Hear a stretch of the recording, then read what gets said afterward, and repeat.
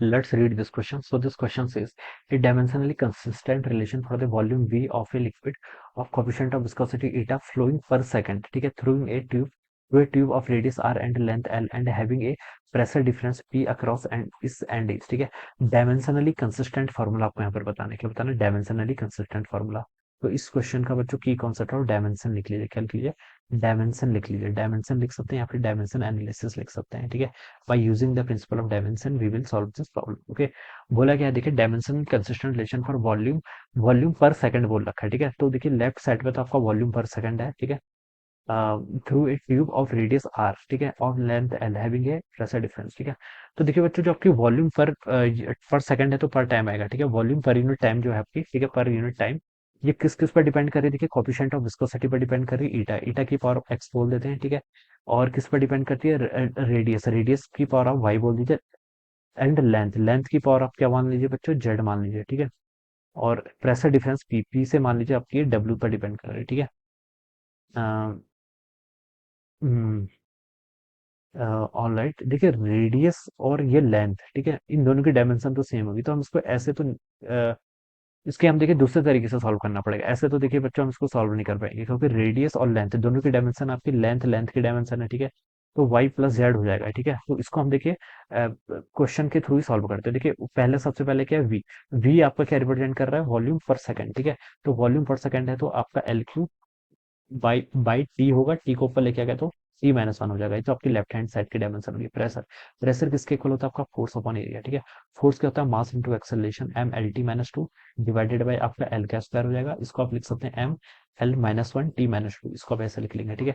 Third quantity क्या है, ईटा ईटा क्या होता है, कोफिशिएंट ऑफ विस्कोसिटी, इसकी डायमेंशन होता है M L minus one T minus one, ठीक है। स्टैंडर्ड है, कहाँ से आया मैं इसको भी बता देता हूँ। देखिए फोर्स देखिए होता है जो आपका, कोई भी एक फॉर्मूला लिख लीजिए और यहाँ से आप रिलेशन फाइंड आउट कर सकते हैं, ठीक है।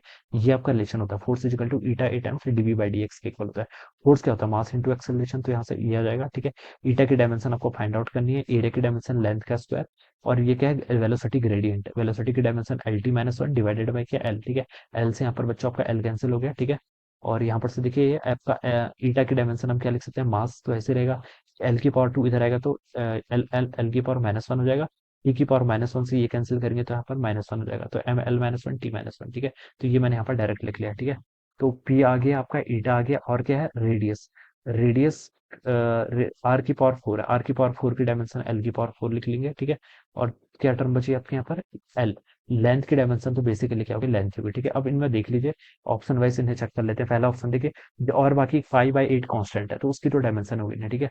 तो देखिए आपकी लेंथ लेफ्ट हैंड साइड पर क्या है, वॉल्यूम पर सेकंड है, तो इसकी ये डायमेंशन आनी चाहिए। अब देखते हैं इसमें से एबीसीडी फोर ऑप्शंस में से थे, किसका आरएचएस इससे क्या करता है, मैच करता है, वही क्या होगा आपका यहाँ से करेक्ट हो जाएगा, ठीक है। तो पहले में देखते हैं, पाई की कोई डायमेंशन नहीं, प्रेशर प्रेशर की डायमेंशन देखिए क्या है आपकी, M L minus one T minus two into क्या है, देखिए आपका आर की पावर फोर, आर की पावर फोर को आप L to the power four लिख लीजिए, डिवाइडेड बाई एट की डायमेंशन नहीं होगी, ईटा की डायमेंशन यहाँ से लिख लीजिए एम एल माइनस वन और कितना T minus one into length, ठीक है। यहाँ से ये इतना हो जाएगा, ठीक है।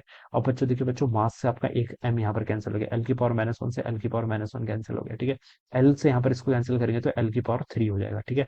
टी से इसको कैंसिल करेंगे तो टी की पावर माइनस वन, तो ये हो गया आपका एल की पावर थ्री टी की पावर माइनस वन, तो ये तो बच्चों मैच कर गया, ठीक है। तो इसका मतलब ए ऑप्शन ही क्या होगा, करेक्ट होगा। अब हम बाकी ऑप्शंस को भी देखिए यहाँ पर मैच करा लेते हैं, ठीक है।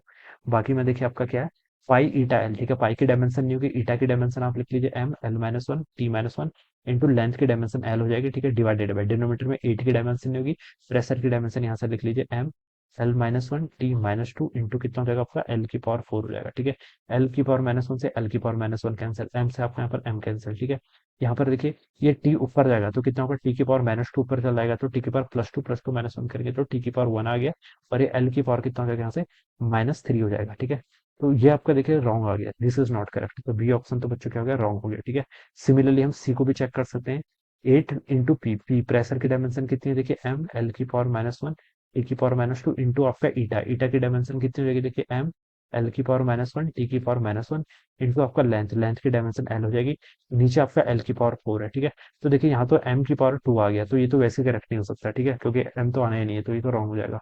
डी ऑप्शन पे भी देखिए अगेन हम क्या लिख सकते हैं, डी ऑप्शन पे भी देखिए प्रेशर में आपका मास आता है, ईटा में भी आपका क्या आ रहा है, एम आ रहा है, नीचे क्या है लेंथ, लेंथ में एल आएगा और यहाँ पर भी एल आएगा, तो ऊपर आपका मास कैंसिल नहीं होगा, तो डी ऑप्शन भी आपको बिल्कुल नहीं हो सकता। तो उसका जो करेक्ट ऑप्शन होगा वो क्या होगा, आपका ए ऑप्शन हो जाएगा। ठीक है, तो हम क्या लिख सकते हैं यहाँ से, option A will be the correct answer of this question. Okay, तो इस तरीके से हम क्या करेंगे, इसको सॉल्व करेंगे।